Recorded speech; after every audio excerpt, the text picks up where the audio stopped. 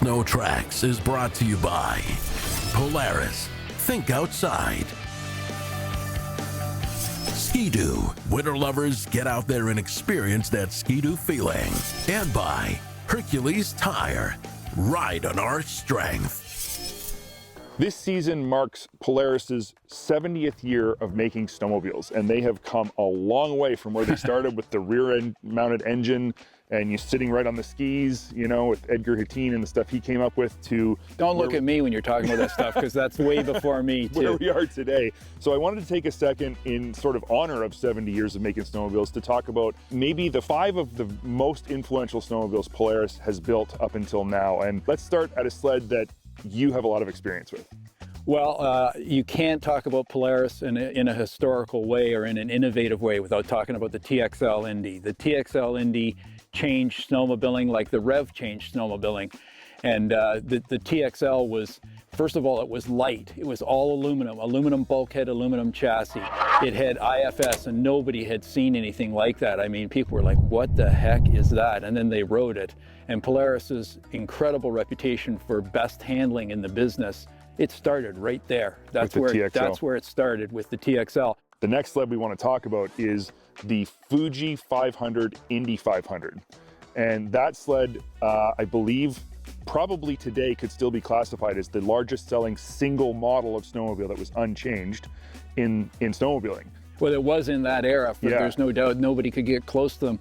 I was on a Polaris factory tour at that time, and the Indies were selling so well that they were selling more than 50,000 Indies, including the Indy 500 a year. Just the fact that the Indy 500 was sold for so long, that engine carried on right into the 2000s too. That Fuji 500 stayed with us forever. Yeah. But that was a great sled, and I think that was a sled that really brought Polaris to the front of the pack. Yeah. So moving on to the next one.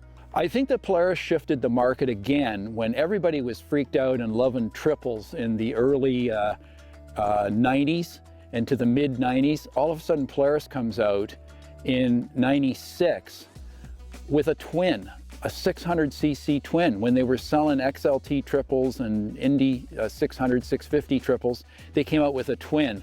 It was domestically built twin too, their own motor. It was so, and it was in an Indy chassis that they had done some modifications to. They had what they called tipped-in trailing arms, and it made it work more like a stabilized geometry that you get from an A-frame. And that was really the beginning of twin-cylinder performance snowmobiles. Polaris was on a mission to rewrite the way snowmobiles were thought of and built, and they did a great job. Moving on to the next era, we're going to call this the 2000s really, but the sled that stands out after the 600 XC twin, I think, is the IQ chassis. And the IQ chassis has always been, still today, is one of my very favorite snowmobiles. Yeah. They had an absolute huge lineup of models of IQs. My favorite was the Dragon Switchback 136-800. I put more miles on that sled than on any other snowmobile I've ever ridden. And I think that was when Polaris finally started to come up behind Ski-Doo with the RAVE and make a snowmobile that could compete with not just the performance and handling of the RAVE, but with the sort of panache of the RAVE, if you will. The IQ cemented the whole idea of Polaris's handling, that Polaris had the best handling front end, and they still do today. And I think that the IQ, it's the sled that really defined that for Polaris. And they haven't looked back. Well, speaking of handling, of course, the last sled that we're going to talk about is the ones that we're sitting on right now, and that is the Matrix.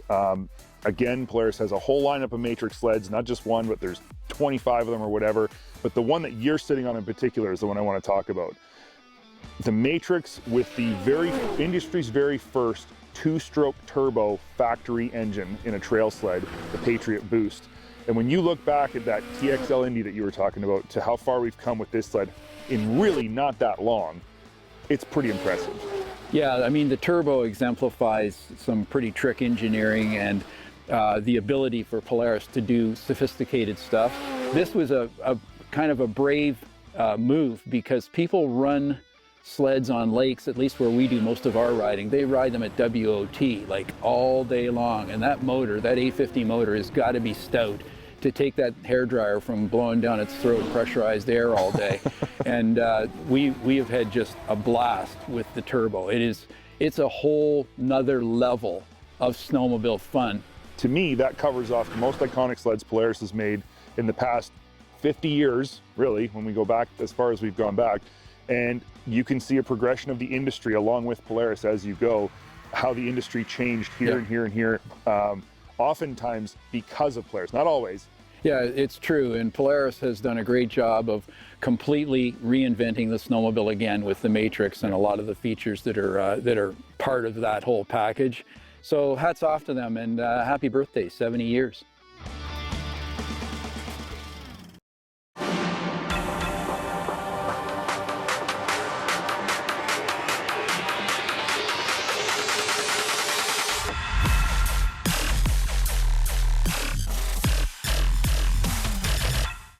On this week's test ride, I'm going to drill down on what I consider to be Yamaha's most versatile Sidewinder model so far. It's going to be about the Yamaha X-TX LE. So pay close attention here, because this could get confusing. The debate could rage on for days surrounding the X-TX LE's target market. Here's the dilemma. Is it predominantly a trail ripper that can dive into untramped flatland snow? Or is it a deep snow rooster that can double as a trail sled? The answer? Yes. The X-TX doesn't have to do just one thing and one thing only. After spending some time on it, I was sort of betwixt and between because of its predominantly stand-up, comfortable, deep snow ergos. The X-TX LE platform uses Yamaha's wide-spaced A-arm IFS right off their trail-specific sleds. The rear skid is not coupled in either direction, so weight transfer is immediate. The sled feels playful and very wheelie reactive. The 146-inch Camso sneaker carries trail-friendly 1.6-inch lugs. Consider this reality. The X-TX uses Fox IQS rider-on-the-fly adjustable shocks up front and on the rear arm. This transforms the 146-inch rear skid into a near telepathic mogul bridging suspension, delivering what is shockingly good ride when you fiddle with the left-hand cluster-activated shock damping controls. This sled rides exceptionally well on moguled up trail junk or rhythmic chatter bump. Before performing this test ride on the X-TX LE, I might have been predisposed to wonder why Yamaha would equip it with a 200 horsepower turbocharged engine. I now realize why. This sled is extremely versatile simply because it has a 200 horsepower engine. I'm here to tell you the X-TX is capable on fast trails, even tight trails. Inside ski lift is predictable and easily modulated by a seasoned pilot. The adjustable Yamaha Strike skis are superb at eliminating darting and offer a full range of both width and front-to-rear carbide pressure adjustment. Where I ride, I see this potent trail sled angle on the X-TX LE like this. This thing you can pull down onto Kevlar Lake, let go of all of its 200 horsepower, and leave your buddies sniveling in their balaclavas. This is definitely a fast snowmobile. So what makes an X-TX an X-TX LE? Start with full-on top drawer IQS suspension shocks. How about a 1-pound lighter drilled disc brake? Then there's a custom soft but firm tunnel bag out back and a full-on 2-speed heated seat. The problem here is this. If you ride an X-TX just once with the IQS system, you won't be satisfied without it. The only thing missing from this equipment list is a usable windshield. But Yamaha consider themselves to be, first and foremost, an engine building company. This is the most sophisticated turbocharged snowmobile engine in the business. The Yamaha turbo system reroutes residual exhaust pressure back into the intake side of the turbo, eliminating turbo lag surge, and annoying wastegate flutter. The elimination of lag and surge makes a full pull-up Kevlar Lake a character-building, seamless experience past the C-note. Honestly, the faint of heart need not apply. This snowmobile and all of its competitors with turbocharged engines are beaucoup expensive.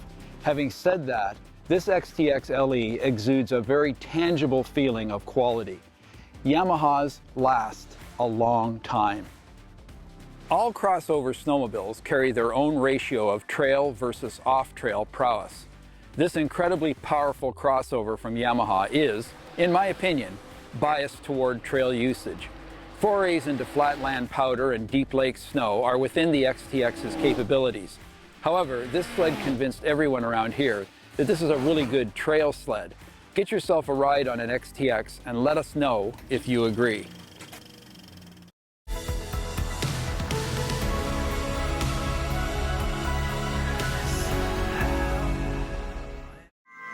Trail Tech is sponsored by Princess Auto. Ideas, tools. Today I've got a cool new product from MBRP, and Josh Barkey is here to explain to me exactly what they've done for the all-new Catalyst platform. Josh, tell me a little bit about the new products that you guys have for the Arctic Cat Catalyst and what you've been able to get out of this platform with your products. Absolutely. So MBRP comes out with our trail and our race muffler, as we do on most of our platforms.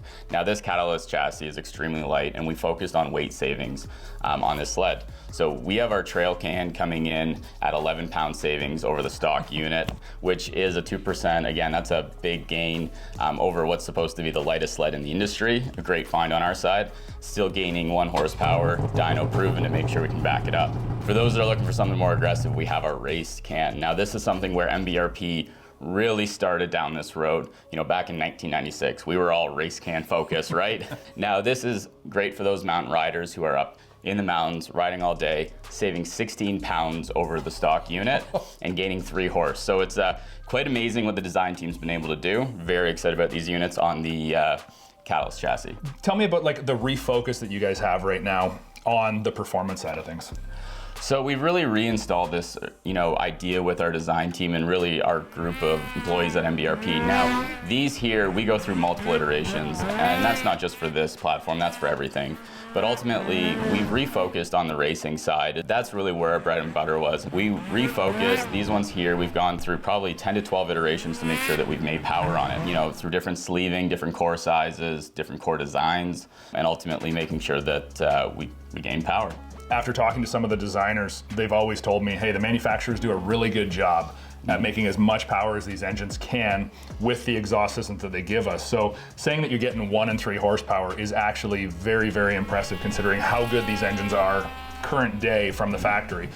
And then on top of that, when you're talking 11 and 16 pounds, I mean, this is actually, you're gonna feel this. This is not like, 2 and 3 pounds, you're not gonna notice. Nope. 11 and 16 pounds, you're gonna be able to feel that on the lightest chassis in the industry. So tell us a little bit about the construction of these exhausts, what they're made out of. So MBRP constructs our exhaust at a T304 stainless steel, so the top of the industry. We're not going with a mild steel or anything that with a coating that may rust and discolor over time. Now these will change with heat, but like you said, always polishable. So we've had it before. We've got a tip polish or whatever it is that you want to put on, a mother's power ball, and go right at it and give them a fresh cleanup right there. Now everything that we do also comes with laser cut bracketry. So this is about ensuring that it fits right. So we use jigs, and our manufacturing process utilizes these laser cut brackets to make sure that it just slides on your snowmobile. We've got different core designs. So through the race one here and the construction, we've focused on light, loud, aggressive, and most power. So we've got a perf core, as where when we go over here, we've got a perf and chambered core design to capture that trail tone. So one thing that you hit on is ease of install, and I know that that's always, you guys guarantee that these things are gonna fit because of the time that you take to do the laser cut brackets and everything on a jig. So that's a nice feature, because when you buy a product like this, you wanna just put it on the sled, you wanna get out on the trail, and you wanna go for a ride or get into the mountains and go for a ride. And that's really nice that you guys use factory locations. I think you still use just the factory springs and everything too, so you don't even have to buy any other equipment, right? We make it as simple as possible. At the end of the day, like you said, just want to get it on, get out and go ride. Yeah, beautiful. And then Obviously, one of the coolest things about it is this is going to turn kind of a cool, nice goldeny color after you run it the first time, and it does look great. In the 90s and 2000s, it was you got to clutch it, you got to do a remap, you got to, you know, jet the thing, you got to do all these different things to get there, and they cost money. So what do I need to do to get these performance gains? All you have to do is put it on. There's no clutching, no jetting, nothing. Just simply put it on the stock mounting positions and go ride. Honestly, you don't need to go to a dealership. You don't need to call your backyard mechanic buddy. You can do this yourself. This is a simple install, and I mean the retail price of these things are impressive for the performance gains that you're getting. Moving forwards, I know that you guys are going to have something for the 858 as soon as it's available, so that's going to be great too. And you'll probably have these same, you know, product lines for that sled as well. Absolutely. So we'll definitely have these two, the race and the trail, but we'll likely also include a quiet series on the 858 as well. Again, when you get into some of the larger displacement, they are a little bit louder, generally speaking. We'll likely include a quiet series for that as well. So a quiet would go from race to trail to quiet being on this end of the spectrum for sound. Absolutely. Okay, cool. So there's one more level of quiet when it comes to larger displacement. Awesome.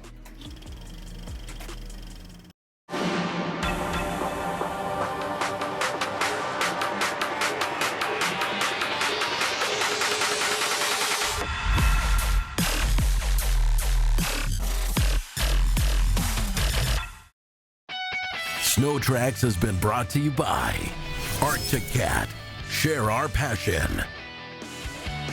Oodaway Tourism, snow-covered landscapes to explore. And by FXR, brings you more.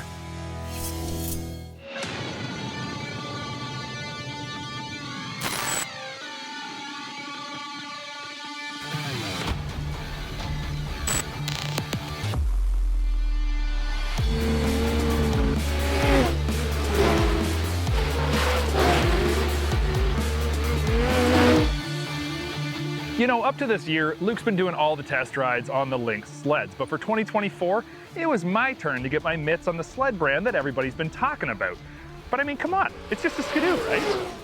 And while I know that that wasn't the truth, I did have some bigger questions about just how good this sled could be. And those questions could only be answered by taking the new 2024 Lynx RAVE RE 3500 out for a good testing day. But before I tell you how great this sled is, before I tell you how impressed before I tell you my opinion of this sled, let's look at what makes it different. And the quick answer is, well, everything. I mean, the sled is such a different animal. The PPS3 rear skid with its uncoupled design and massive KYB Pro 46 HLCR shocks that are gold because they're Kashima coated, making them able to dissipate heat better and reduce friction, are insane.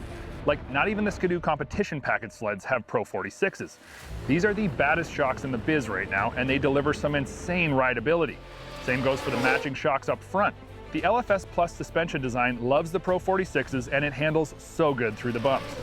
Link these two ends together with the Radian 2 frame, and you have what I feel is the most playful, easy to throw around sled in the 137 category. Now, I'm trying really hard not to let the cat out of the bag on this. I mean, I'm trying really hard. In fact, you know what? Why don't I just say it in Finnish? Who am I kidding? I can't speak Finnish. Tämä on tämän kauden suosikkimoottorikelkkani. Exactly. And for those of you who don't speak Finnish, I just said that this is my favorite sled of 2024. So why do I like the RAVE RE? Well, for many reasons. The transfer from the rear skid allowing me to lift the skis and almost twist the sled through the corners is incredibly fun. The compliance of the rear PPS3 skid to chew up even big moguls and produce a very sporty yet plush ride is right in my wheelhouse. The front end of this sled, feeling like it's laser guided and while at times does produce some inside ski lift, still feels incredibly in control, even with lift on aggressive corner exits. Those Blade XC skis look like something off of a snowcross track, but they work really well. The seating position and the seat foam are perfect for the rider who likes to attack the trail and ride aggressively. But at the same time, it's not abusive or punishing on a long day's ride. It's just, well, it's just right. Could I use the Rotax 850 Turbo? Sure, I wouldn't mind having that extra power, but at the end of the day, this thing produces really good power with the stock 850 linked up to that Ice Ripper XT 1.25 pre-studded track. And that's another thing that's high-end like everything else Lynx makes. You get the pre-studded track, the Kashima-coated Pro 46 KYBs, the beefy upgraded skis, the included footrest holds and boot grippers, the 2 pair of included link mounts, the 10.25 display, the quad stack LED headlight, Add to this the signature front illumination, premium painted parts, and a style that's unmistakably Lynx, and you have premium everywhere you look. It's completely upgraded in stock form. It's everything you want and nothing else because, like I said, it's everything you want. Stock. Now I get asked all the time, AJ, what sled do you own? And I don't actually have a snowmobile for myself at home. But if I did, it would be a Lynx RAVE RE 3500. So you might think, is this sled perfect? And no, it's not. I have some complaints about it, but they're pretty minor. I'd like to have more control over the gauge. I'd really like to more easily change the different on-screen engine stats and rearrange the display to my liking. With a 10.25-inch iPad essentially on the screen, let's give this thing a bit of a boost in the user customization department. Now you can get the 7.2-inch older display if you want, but you're buying a Lynx. It's like asking for steel rims on your new Audi. Now the one thing that I haven't yet talked about on this sled is the braking system. And I know that braking can seem boring, but at the end of the day, it's so darn important. The 4-piston caliper Brembo RS brake with the new master cylinder and adjustable lever is the business. This has brought Lynx braking into the same level of precision, feel, and control as the rest of the industry. And I don't for a second think about braking while riding, which is a lot more than I can say about the older twin-piston setup. And yes, it's that much different. The 850 E-TEC is as happy and strong as ever in the RE and delivers the buttery smooth power through the P-drive like we've come to expect. Now I know that many folks will question the retail cost of a Lynx snowmobile, but at the end of the day, there are so few boxes to tick that it's not even worth putting boxes on the retail sales form. Seriously, pick your gauge. That's it. This snowmobile comes with everything premium, everything cool, and everything that makes a Lynx product. And to me, it is worth every single penny.